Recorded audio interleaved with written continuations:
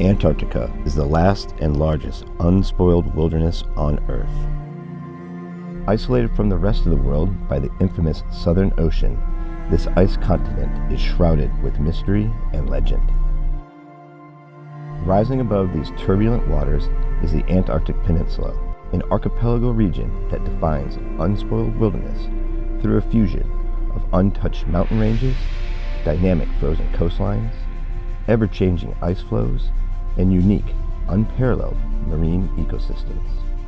Our voyage through Antarctica's wilderness celebrates both serenity and mindfulness by providing us with an opportunity to experience this magical and pristine polar world.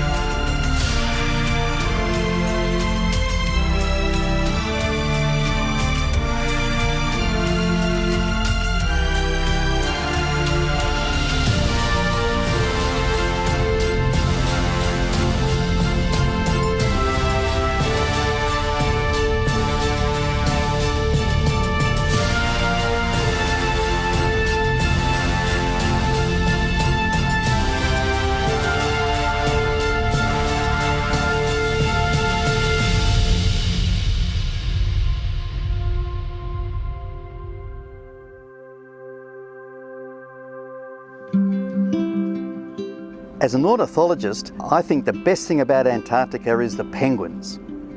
Of course, penguins are everybody's favourites. We've seen two types in particular, the Gen 2 penguin with the orange bill, black head, and looks like it's wearing earphones made of white. And then there's the chin strap penguin with the dainty chin strap holding its head together. We've seen them nesting. We've seen them just doing the final touches of putting the pebbles together on their nests, and we've seen them sitting on the eggs. And so there's usually one parent on the egg at all times, and the other is out to sea.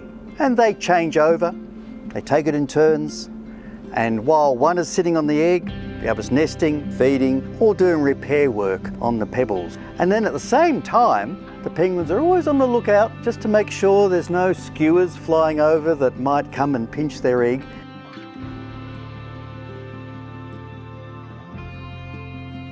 A lot of people think penguins are adorable. I think it's because they stand upright, they look at us, and when they act, we see sort of almost little people in the way that they behave. We see them wandering around and looking to see if they can pinch some pebbles from a neighbour to build their nest. The ones that are on the nests, they're on the lookout to try and stop any penguin from stealing their little stones. So there is a bit of action always happening around the penguin colony.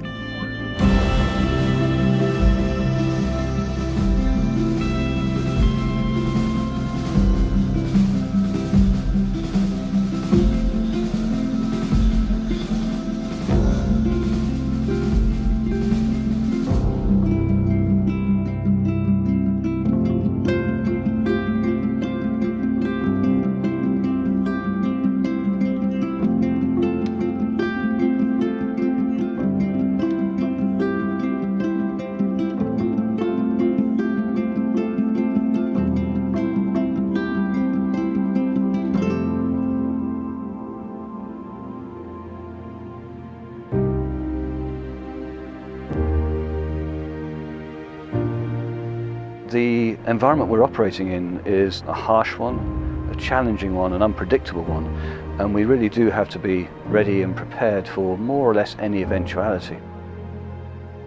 One of the single most important factors that we have when we're working down here is to ensure the safety of the people ashore, and of course in the transition from the ship to the shore. It means that we have to work very, very closely with the ship's crew, the deck crew in particular, The way that we dovetail in during operations is a vital link in that safety chain that keeps us protected when we're off the vessel.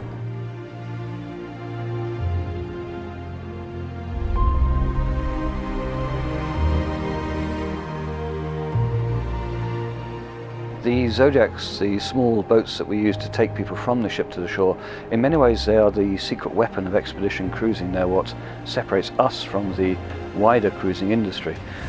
We can use them to take people to these very remote parts of the world, land in places that are very infrequently visited. And of course that means that when you're down visiting a magnificent place like Antarctica, you actually get to see it up front and personal, rather than through the windows of the ship as it steams along the coastline.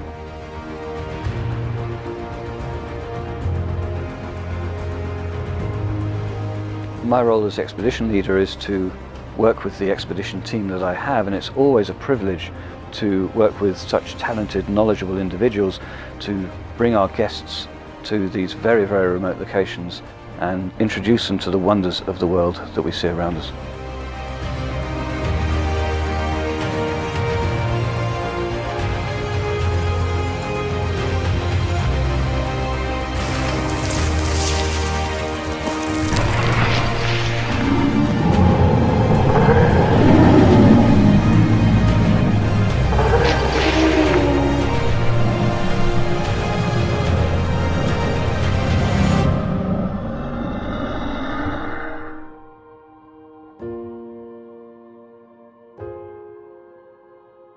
People talk about the pristine nature of the Antarctic environment and its wildlife. In fact, though, human history shows the opposite to be true. Much of what drove the exploration of the continent was not science, it was industry. It was search for seals, search for whales, and places like Lochroy and Whalers Bay were key parts of that industry. They were also stages on which the territorial claim and counterclaim played out. And from those activities, we got the beginnings of Antarctic science. Happily, science has blossomed under the Antarctic Treaty System. The territorial claims have moved into the background. For Port Lochroy and Whalers Bay, however, time and science have moved on, and they've been left as testimonials to the work of previous generations.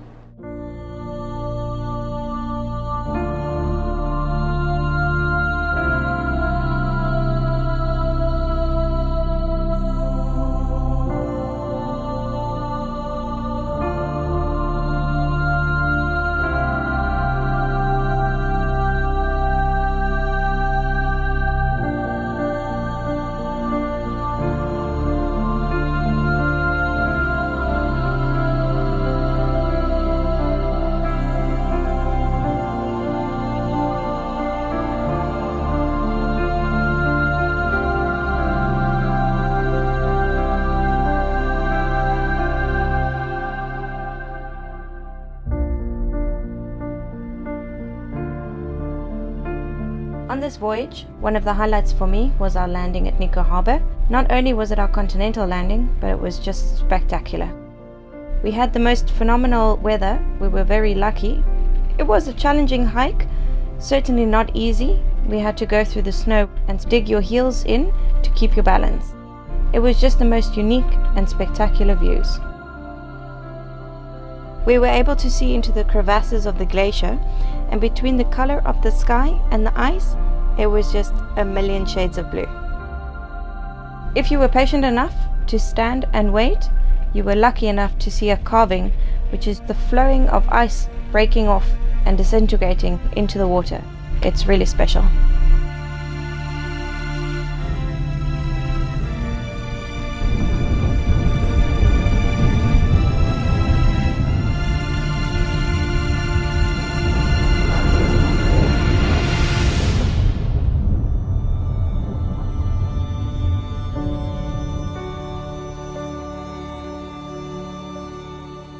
This is much more than just a magical place where the intrepid traveler can be immersed in true wilderness.